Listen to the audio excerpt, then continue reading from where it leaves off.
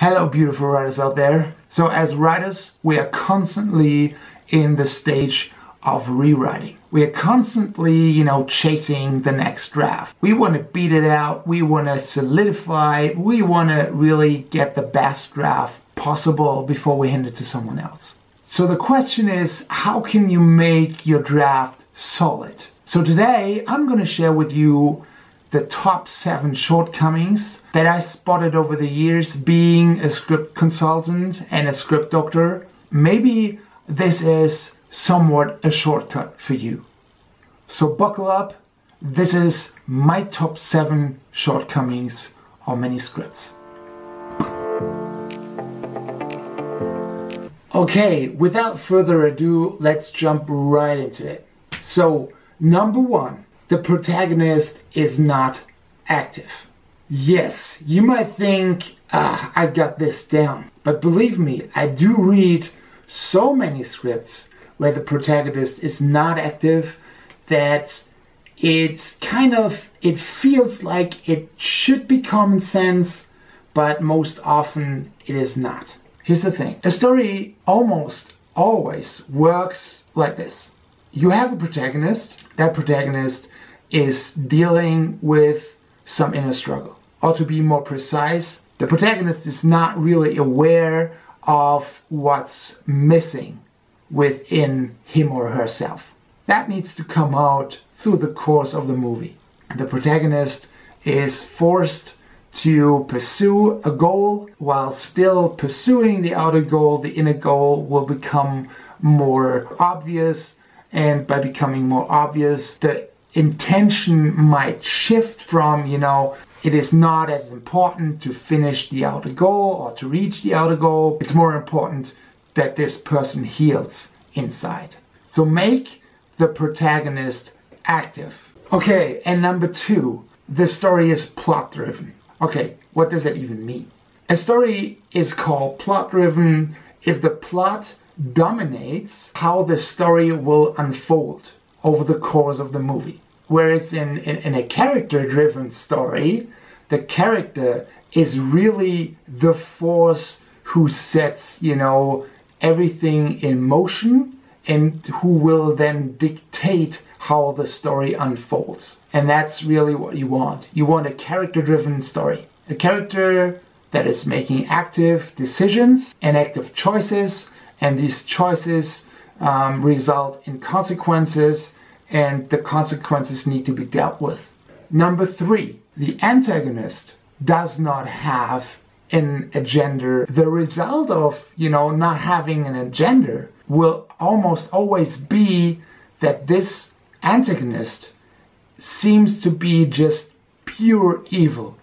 Just evil for the sake of being evil. This will, really destroy the character. But you can change that. If you give your antagonist an own agenda, and, listen, it doesn't need to be a good agenda. But the thing is, if we understand the reasons why this antagonist is going there and is deciding what he or she is deciding based on this agenda, if we understand that, it's totally fine. We don't have to be down with the decisions this character makes, this antagonist makes, but we need to understand the reasons why he or she does what he does. Number 4, no escalating conflict. Again, let's take a step back. Your movie definitely needs to have a main conflict. If your movie doesn't have a main conflict, there's really no direction, which then will often result in melodrama. And the writer keeps repeating the same conflicts and the same emotions over and over again because there's nothing that you can build towards to. A lot of writers have difficulty with writing the second act. Well, the second act is sort of, a step-by-step escalation of the main conflict up to a point of no return, where the opposing forces can go nowhere but, you know, collide head on. You want a main conflict that offers you, you know, a step-by-step escalation that you can work yourself towards in your second act. So if you feel like your main conflict doesn't have the potential to build up to this point and to raise the stakes while doing so, you probably need to rethink if your main conflict is really the right one for your story. Number 5, scenes that have no conflict. So each character in a scene should want something different. You're looking for conflict that escalates between, you know, two opposing forces, two opposing characters. Number 6, probably the biggest issue of all, and that is having no theme. Okay, listen, it's totally fine if you start writing your first draft and you don't know where everything is going, and you kind of also don't know what your theme is. At least you cannot point a finger to it. It's totally fine. But once you get, you know, your first draft down, then you need to really think about, okay, what is it I'm trying to say here? You have to really invest a lot of time and work and effort into finding this theme that you're trying to get across in your writing. Because if you don't, the experience of this film, of this movie, of this book, or whatever you do in your writing will fall flat. People will be disappointed because they don't know why they have invested in the film through the course of, you know, 90 minutes or whatever length. One last element, because I'm, you know, doing another video on theme, because it's a very complex topic in itself, is the way to find the theme or to identify the theme in your movie is you look at the protagonist's inner struggle. And most often the inner struggle is not only the basis for the arc this character is going to take, it's also related to the theme. Number 7, the protagonist does not change.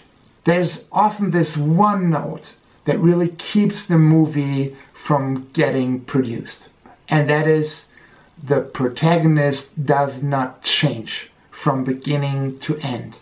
That is something that I want you to pay very close attention to, and, you know, go back to your script and figure out, where does my protagonist start and where does he end?